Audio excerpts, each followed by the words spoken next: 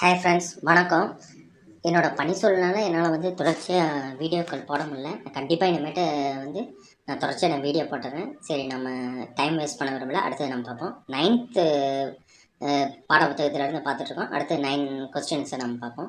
தமிழ் விடுத்துவது எந்த சிற்றிலக்கிய வகையை சார்ந்தது? சிற்றிலக்கியம். இது தமிழ் விடுத்துவதோட வேறு பேர்கள் இது சந்திலக்கியம், வாயில் இலக்கியம் அப்படின்னு சொல்கிறாங்க. ஓகே, அடுத்து நெக்ஸ்ட் கொஸ்டின். நடப்பு வாழ்க்கையில் உள்ள தண்ணீர் சிக்கலை சான்றுகளுடன் விளக்கியவர்? மெர்சி. அடுத்து, உலகின் பல்லுயிர் பாதுகாப்பிற்கு அடிப்படை தேவையாக உள்ள தண்ணீரை பாதுகாக்க நம் முன்னோர் கண்டுணர்ந்த அணுகுமுறை என்ன? மரபார்ந்த அணுகுமுறை. அடுத்தது, முல்லைப்பெரியாறு அணையை கட்டியவர்? John Penney quick. அடுத்து, தமிழ்நாட்டின் விவசாயத்திற்கும் குடிநீருக்கும் உதவும் முல்லைப்பெரியாறு அணையால் பயனடையும் மாவட்டங்கள் இது? தேனி, திண்டுக்கல், மதுரை, சிவகங்கை, ராமநாதபுரம்.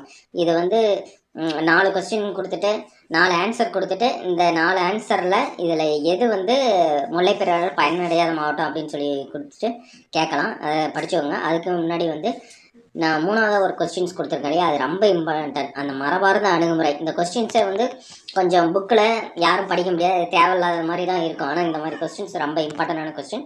ஸோ படிச்சுக்கோங்க. அடுத்த வினா பார்ப்போம். விறகு நான் வண்டமிலே உன்னருள் வாய்த்த பிறகு நான் வீணையாய் போனேன் சிறகு நான் சின்னதாய் கொண்டதொரு சிற்றிசல் செந்தமிழே நின்னால் விமனானே நான் என்று பாடியவர்? கவிஞர் வாலி. அடுத்த கொஸ்டின்.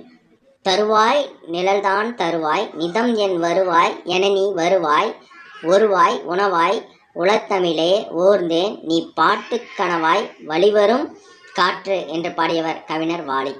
அடுத்து மொழிபெயர்ப்பு.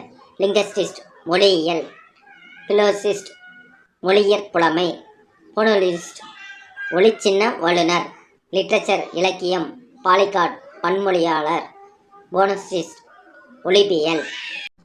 அடுத்த வினா பார்ப்போம். சொல்லும் பொருளும் எதுவும் மிஸ் பண்ணக்கூடாதுங்கிறதுக்காக இதெல்லாம் கொடுத்துருக்கேன், கொஞ்சம் படிச்சுக்கோங்க.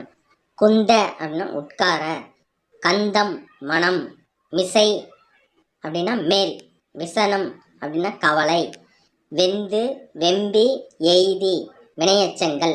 அடுத்து மூடுபனி ஆடுகிளை வினைத்தொகைகள், வெறுங்கனவு பண்புத்தொகை ஆடாக்கிளைன்னு கொடுத்துருக்கேன், அது ஆடுகிளை அப்படிங்கிறது தான் சரியானது. அடுத்தது, கவிஞர் தமிழ் ஒளி பிறந்த ஊர்? புதுவை. 1924 1965 வரைக்கும் இவர் வாழ்ந்திருக்காரு. அடுத்து, இவர் பாரதியாரின் வழித்தோன்றலாகவும் பாரதிதாசனின் மாணவராகவும் விளங்கியவர்? தமிழ் ஒளி. கவிஞர் தமிழ் ஒளி எழுதிய நூல்கள்: நிலை பெற்ற சிலை, வீராயி, கவிஞனின் காதல், மே தினமே வருக, கண்ணப்பன் கிளிகள், குருவிப்பட்டி, தமிழர் சமுதாயம், மாதவி காவியம். இதில் பார்த்தீங்கன்னா இந்த மே தினமே வருக, தமிழர் சமுதாயம், மாதவி காவியம் வெரி வெரி இம்பார்ட்டன்ட். மாதவி காவியம் வேறு யாரோ எழுதியிருப்பாங்கன்னு நினைப்பாங்க, ஆனால் இது தமிழ் ஒளி அப்படிங்கிற கவிஞர் தான் எழுதியிருக்காரு. தமிழர் சமுதாயம் இது டிஃப்ரெண்ட்டாக இருக்கிறதுனால நான் அதை இதில் இருக்க அவர் எழுதிய எல்லா பாடல்களும் ரொம்ப இம்பார்ட்டன்ட் தான். இருந்தாலும் இந்த இதில் தமிழர் சமுதாயம், மாதவி காவியம் ரொம்ப வெரி வெரி ரொம்ப இம்பார்ட்டன்ட். கொஞ்சம் நல்லா படிங்க. அடுத்த வினா பார்ப்போம். வரப்புயர நீர் உயரும், நீர் உயர நெல் உயரும், நெல்லுயர குடி உயரும், உயர்ந்த குடியாக நாடெல்லாம் நீர் நாடாக திகழும் நாடு சோழ நாடு. நீர் நாடு அப்படின்னு சொல்லக்கூடியது சோழ நாடு. அடுத்தது சொல்லும் பொருளும்.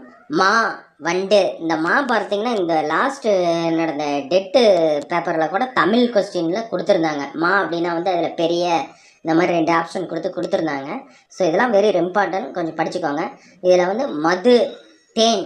புக்கில் மதுனா தேன் மட்டும்தான் இருக்குது. நான் வேறு பெயர்களும் கொடுத்துறேன். வேரி, முருகு, பிரவம் இதெல்லாம் தேனான இது தான். அடுத்தது, வாவி பொய்கை, வளர்முதல் அப்படின்னா நெற்பயிர், தரளம் முத்து, பணிலம்னா சங்கு, வரம்பு அப்படின்னா வரப்பு, களைனா கரும்பு, கா சோலை, குலை அப்படின்னா சிறு கிளை, அரும்பு மலர் மொட்டு, மாடு அப்படின்னா பக்கம். இதெல்லாம் ஓரெழுத்து ஒரு மொழி இதில் கூட கொடுக்கலாம். இந்த சொல்லும் பொருளும் அப்படிங்கிற இதில் கொடுக்கலாம். இந்த கா மா இதெல்லாம் ஓரெழுத்து ஒரு மொழியில் கொடுக்கலாம். இந்த சொல்லும் பொருள்லாம் கொஞ்சம் நல்லா படிச்சுக்கோங்க. ஏன்னா ஒரு செயல் கொடுத்துட்டு இந்த செயலில் இந்த ஏதோ ஒரு வேர்டு கொடுத்துட்டு கேட்பாங்க, இதனோட பொருள் என்ன அப்படின்னு கேட்பாங்க. கொஞ்சம் படிச்சுக்கோங்க. அடுத்த வினா பார்ப்போம். நெருங்கு வலை அப்படின்னா நெருங்குகின்ற சங்கு, கோடு குளக்கரை, மேதி அப்படின்னா எருமை, துதைந்து எழும், கலக்கி எழும். கன்னி வாழை, இளமையான வாழை மீன். சுடு, நெல் அரிக்கட்டு. அடுத்து சுரிவலை அப்படின்னா சங்கு. வேரி, தேன். இது ஏற்கனவே படித்தோம். வேரி அப்படின்னா தேன், நான் ஒரு அர்த்தம் கொடுத்துருந்தேன் பாருங்கள். பகடு, எருமைக்கடா. பாண்டில், வட்டம். சிமயம் அப்படின்னா மலையுச்சி. நாளிகேரம் அப்படின்னா தென்னை மரம். அடுத்து நரந்தம் அப்படின்னா நாரத்தை. கோழி, அரச மரம். சாலம் அப்படின்னா ஆச்சா மரம். தாமலம் அப்படின்னா பச்சிலை மரங்கள். அடுத்த வினா பார்ப்போம். இரும்போந்து, பருத்த பனைமரம். சந்து அப்படின்னா சந்தன மரம். நாகம் அப்படின்னா நாகமரம். காஞ்சி, ஆற்று பூவரசு. அடுத்த வினா பார்ப்போம். திராவிட மொழிகளின் ஒப்பிலக்கணம் என்ற நூலை எழுதியவர் ராபர்ட் கால்டுவெல். 1856ஆம் ஆண்டு எழுதின நூல் அது. அடுத்து மொழிபெயர்ப்பும் ஒளிபெயர்ப்பும் என்ற நூலை எழுதியவர் மனவை முஸ்தப்பா. அடுத்து வினா பார்ப்போம். தமிழ்நடை கையேடு, மாணவருக்கான தமிழ் என்ற நூலை எழுதியவர் என் சொக்கன். அடுத்து இலக்கண குறிப்பு. கருங்குவளை, செந்நெல், பண்புத்தொகை, விரிமலர், வினைத்தொகை. இந்த வினைத்தொகை அடிக்கடி கேட்பாங்க, கொஞ்சம் பார்த்து நல்லா படிச்சுக்கோங்க. அடுத்த வினா பார்ப்போம். தடவரை அப்படின்னா ஒரு சொல் தொடர். அடுத்த வினா. அடியவர் பெருமையை ஓரடியில் கூறும் நூல். சுந்தரரின் திருத்தொண்ட தொகை. அடுத்தது சிவனடியார்களின் சிறப்பை கூறும் நூல். திருத்தொண்டர் திருவந்தாதி. எழுதியவர் யாருன்னு பார்த்தீங்கன்னா நம்பியாண்டார் நம்பி. அடுத்தது திருத்தொண்ட தொகை மற்றும் திருத்தொண்டர் திருவந்தாதி நூல்களை அடிப்படையாக கொண்டு எழுதப்பட்ட நூல் அப்படின்னு பார்த்தீங்கன்னா திருத்தொண்டர் புராணம். இதை தான் சேக்கிலார் எழுதிய பெரிய புராணம்னு சொல்கிறாங்க. திருத்தொண்டர் புராணத்தின் வேறு பெயர்னு கேட்டால் பெரிய புராணம். அடுத்தது 63 சிறப்புகளை கூறும் நூல் அப்படின்னு கேட்டால் திருத்தொண்டர் புராணம், சேக்கிலார், பெரிய புராணம் தான். 10th பழைய புத்தகத்தில் பார்த்தீங்கன்னா தனியடியார்கள் 63, தொகையடியார்கள் 9 பேரும் சேர்த்து மொத்தம் 72 பேர் வரலாற்று கூறும் நூல் தான் பெரிய புராணம்னு சொல்லி கொடுத்துருப்பாங்க. இதில் 63 தான் கொடுத்துருந்தாங்க. சரி, ஓகே, கொஞ்சம் நல்லா படிச்சுக்கோங்க. அடுத்த வினா பார்ப்போம். பக்தி சுவை நனி சொட்ட சொட்ட பாடிய கவிவளவ என்று கூறியவர் மகாவித்வான் மீனாட்சி சுந்தரனார். அடுத்த வினா. பக்தி சுவை நனி சொட்ட சொட்ட பாடிய கவிவளவ என்று மீனாட்சி சுந்தரனார் யாரை பாராட்டுகிறார்? சேக்கிலாரை பாராட்டுறார். அடுத்து சேக்கிலார் யார் அவையில் முதலமைச்சராக இருந்தார்? சோழ அரசன் 2ஆம் குலோத்துங்கன் அவையில். முதலமைச்சராக இருந்தார். அதே மாதிரி 1ஆம் குலோத்துங்கன் அவைகள புலவராக இருந்தவர் ஜெயகொண்டார். கலிங்கத்து பரணி எழுதின ஜெயகொண்டார். யானை 1000 அமரடை வென்ற மாணவனுக்கு வகுப்பது பரணி. இதை எதில் சொல்லியிருக்காங்க? பன்னிரு பாட்டியல். சரி, அடுத்து பார்ப்போம். சேக்கிலார் இயற்பெயர் அருண்மொழி தேவர். அடுத்து சேக்கிலாரின் சிறப்பு பெயர்கள். தொண்டர் சீர்பருவார், உத்தம சோழ பல்லவர் அப்படின்னு இவரோட சிறப்பு பெயர்களாக இருக்கு. அடுத்த வினா பார்ப்போம்.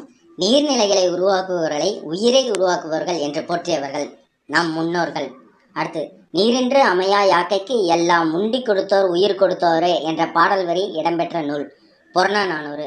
அடுத்து உண்டி முதற்றே உணவின் பிண்டம் உணவெனப்படுவது நிலத்தோடு நீரே, நீரும் நிலமும் புரியனரோ ஈண்டு உடம்பும் உயிரும் படைச்சித்தினாரோ என்ற பாடல் வரி இடம்பெற்ற நூல் புறநானூறு. அடுத்து வினா. வெற்றி முதலிய புறத்திணைகளுக்கெல்லாம் பொதுவான செய்திகளை முன்னர் விளக்கப்படாத செய்திகளையும் கூறுவது பொதுவியல் திணை. மொத்தம் வெச்சி, கரந்தை, வஞ்சி, காஞ்சி, ஊழ்நிலை, நொச்சி, இந்த மாதிரி 12 புறத்திணைகள் இருக்குது. அதை பற்றி பாடுறதுதான் பொதுவியல் துணை. அடுத்த வினா பார்ப்போம். சான்றோர் தெளிவாய் ஆராய்ந்து தெளிந்த பொருட்களை பிறருக்கு பயன்படுமாறு எடுத்துரைப்பது பொருண்மொழி காஞ்சித்துறை. அடுத்து புணரியோர் அப்படின்னா தந்தவர். புண்பலம் புள்ளிய நிலம். தாட்கு அப்படின்னா முயற்சி, ஆளுமை. அடுத்து தள்ளாதோர் இவன் தள்ளாதோரே குறைவில்லாது நீர்நிலை அடையவர்கள் குறைவில்லாது பொருளுடையராக விளங்குவார்கள். அடுத்து நிறுத்தல் அப்படிங்கிறது தொழிற்பெயர். அமையா ஈறுகட்ட எதிர்மறை பெயரச்சும். மூதூர் நல்லிசை, புன்புலம் அப்படிங்கிறதுலாம் பண்பு தொகைகள். நீரும் நிலமும் உடம்பும் உயிரும் அப்படிங்கிறது எண்ணுமை. அது பாருங்க, இம் அப்படின்னு கடைசியாக முடியும் அப்படின்னாவே அது எண்ணுமை தான். அதாவது 2 வேர்டு வரும். நீரும் நிலமும் அப்படின்னும் உடம்பும் உயிரும் சொல்லும் பேச்சும் அப்படிங்கிற மாதிரி வரும். அதெல்லாம் எண்ணுமைகள். அடுத்து அடுபோர் வினைத்தொகைகள். அடுத்த வினா பார்ப்போம். கொடுத்தோர் வினையால் அணையும் பெயர். அடுத்து நிலன் நெலிமருங்கி நீர்நிலை பெருகத் தட்டோர் அம்ம இவன் தட்டோரே தள்ளாதோர் இவன் தள்ளாதோரே அப்படின்னு எந்த ஒரு நூலில் சொல்லியிருக்காங்கன்னா புறநானூறு. அடுத்து 9 நாளை உடுப்பு 2 அதுவும் புறநானூறு. யாதும் ஊரே யாவரும் கெளியர் புறநானூறு கணியன் பூங்கொன்றனார் எழுதியிருக்காரு. அடுத்து சான்றோன் ஆக்குதல் தந்தைக்கு கடனே நன்னடை நல்கல் வேந்தற்கு கடனே அதுவும் வந்து புறநானூறு. அடுத்த கொஸ்டின் உற்றுளி உதவியும் உருபொருள் கொடுத்தலும் பிற்ற நிலை முனியாது கற்றல் நன்றே புறநானூறு. அடுத்து 8 தொகை நூல்களில் ஒன்று புறநானூறு. அடுத்த பாடல். அடுத்த வினா பண்டைய வேந்தர்களின் வீரம் வெற்றி கொடை குறித்தும் குறுநில மன்னர்கள் புலவர்கள் சான்றோர்கள் உள்ளிட்டவர்களின் பெருமைகளை பற்றியும் அன்றைய மக்களின் புற வாழ்க்கையை பற்றியும் கூறும் நூல் புறநானூறு. புறநானூறில் இத்தனை பாடல் வரிகள் இருக்குது. இதெல்லாம் கொஞ்சம் கவனமாக படிச்சுக்கோங்க. இதிலிருந்து கொஸ்டின்ஸ் கண்டிப்பாக கேட்பாங்க. ஏன்னா புறநானூறு ஏகப்பட்ட வாட்டி கேட்டிருக்காங்க. அதனால் கொஞ்சம் பார்த்து நல்லா படிச்சுக்கோங்க புறநானூறு. அடுத்த வினா பார்ப்போம் நண்பர்களே. பண்டைய தமிழர்களின் அரிய வரலாற்று செய்திகள் அடங்கிய பண்பாட்டு கருவூலமாக திகழும் நூல் புறநானூறு. அடுத்த வினா குளம் தொட்டுக கோடு பதித்து வலி சீத்து உளம் தொட்டு உழுவையல் ஆக்கி வளம் தொட்டு பாகுபடும் கிணற்றோடு என்று இவ்வையம் பார்ப்படத்தான் ஏகும் சொர்க்கத்தினிது என பாடல் வரி இடம்பெற்ற நூல் இது சிறுபஞ்ச மூலம். சிறுபஞ்ச மூலம் என்ற நூலை எழுதியவர் வந்து காரியசன். சரி, ஓகே, இன்னைக்கு இந்த வீடியோவோட முடிஞ்சிச்சு. சரி, நம்ம நல்லா படிங்க.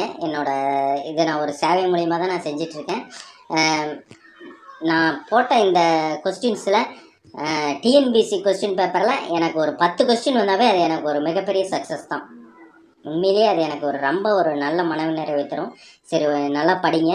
இனி நான் மேலும் வந்து கொஸ்டின்ஸ் போட்டுக்கிட்டே தான் இருப்பேன். ஓகே நண்பர்களே, சரி பாருங்கள்.